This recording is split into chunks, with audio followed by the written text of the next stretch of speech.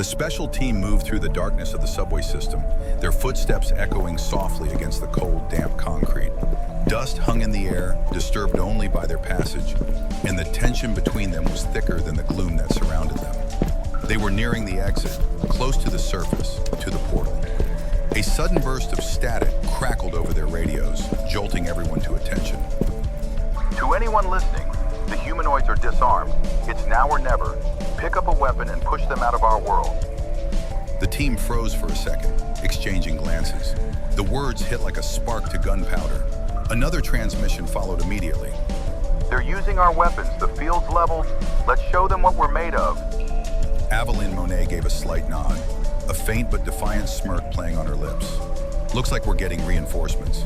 Field Marshal Napoleon Bonaparte's expression lit with something wild. Hope, or maybe rage, or a manic mixture of both. Damn right, without their tech edge, they've got nothing. And when you corner a people who've been hunted, terrorized, robbed of everything, they don't surrender, they burn back. He checked his pulse rifle, inspecting it like a trusted companion. Confident. Grimm made sure these beauties were EMP-proof, unlike the Inhumanoids' toys. Farid Aziz, always the cautious one, interjected. Don't get cocky, nothing's more dangerous than a cornered animal. Napoleon paused, giving him a nod. You're right, we've been staring down the barrel of extinction for too long. This is our break, but a wounded beast still bites. This will be a bloody fight. Colonel Carlos Antelo adjusted the strap on his weapon and spoke with his usual steadiness. This is it, amigo, our last shot, let's make it count. Agent Sagas chimed in, his voice measured but sharp. They'll throw everything they've got left at us, including the ones they experimented on. Napoleon's face darkened. The modified, he muttered. We don't know if the EMP touched them, and if they're still operational, they're as strong as me, or worse. Black Watch level, Grimm's own monsters. We hold nothing back, we push through. We shut that portal down, or we all die slow. The team advanced, each of them swallowed by the dim flicker of broken lights overhead and the silent promise of war beyond the tunnel. The tunnel opened up into a cavernous, decaying subway station. Its wide platforms were littered with debris, corpses, and the blackened husks of twisted metal. Old advertising boards flickered weakly overhead, casting a ghostly pall over the blood-stained tiles. A haunting silence wrapped around them, broken only by the crunch of boots on shattered glass and the distant thud of artillery above. This had been the site of the first attack, maybe even the first massacre. Napoleon paused at the edge of the station. He scanned the shadows. Where the hell are Redmanov and his wife? He muttered under his breath. No signal, no sign, only a gnawing feeling in his gut that something had gone wrong. The team moved with caution through the station, the air thick with soot and the sour stench of death. Then, just ahead, near the tunnel's exit, movement. Humanoids. They were piling up debris, blocking the way out. But they weren't armed. Not anymore. The team took cover instinctively, rifles raised, waiting for a hostile move.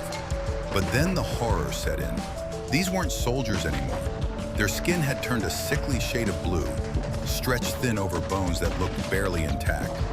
Tubes and cables protruded from their bodies like grotesque roots. Their spines were no longer human. Mechanical replacements jutted out like crude cybernetic implants.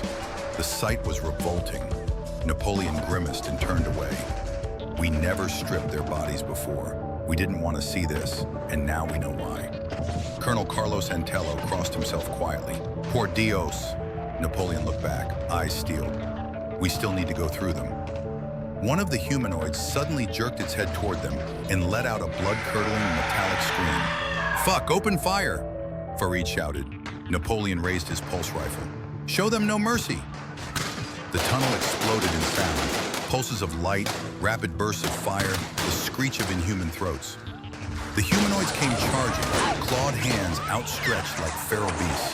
Their nails were more like talons, their movements fast and erratic.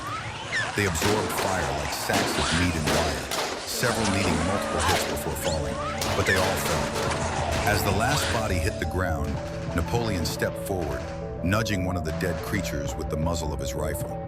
He knelt, examining the claws. They're devolving, becoming feral. Savage. Farid, catching his breath, spat to the floor. Cornered animals, like I said. Carlos nodded grimly. This reminds me of Montillon, the madness there. Aveline narrowed her eyes. They feel like the corrupted. Napoleon straightened. If they're resorting to this, they're desperate. Before anyone could respond, another scream tore through the silence. This one deeper, louder, multiplied. From the far end of the tunnel, a horde began to pour in. Dozens, maybe more. Napoleon's voice boomed. Rifles and machine guns, suppressing fire. Everyone else, close combat. Don't let them swarm. Agent Sagas dropped the large suitcase he'd been carrying. Time to try my new toy. Grim's not gonna like what I did to his rifle. With a grin, he unveiled a jury-rigged pulse machine gun, mounted and humming with dangerous energy. Sagas unleashed the beast. The weapon roared, cutting through the ferrules like wheat. But it overheated fast, vents hissing as steam spilled from the chassis. A small group of humanoids slid through. They tackled Farid, dragging him down. He screamed, drawing his combat knife, slicing two before a jagged claw stabbed him deep in the abdomen. Get off him, you bastards! Napoleon charged in, pulse rifle slung, saber drawn. He cut through the last of them and dropped to his knees beside Farid. Medic! It's just a flesh wound, he'll be fine. Farid tried to laugh, blood bubbling in his throat. Yeah, I know. Just need a minute. Aveline handed over bandages, her face pale. You should go, Farid whispered. You're so close. End this. Sagas grabbed Napoleon by the shoulder. He's right, we're out of time. Napoleon cursed under his breath and tightened the bandage. Don't die on me, Farid. We're drinking when this is over, you hear me?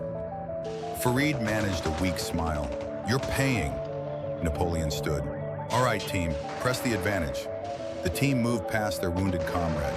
The exit wasn't far now, but neither were the enemies. The portal loomed above the city like a gaping wound, and all hell was about to break loose.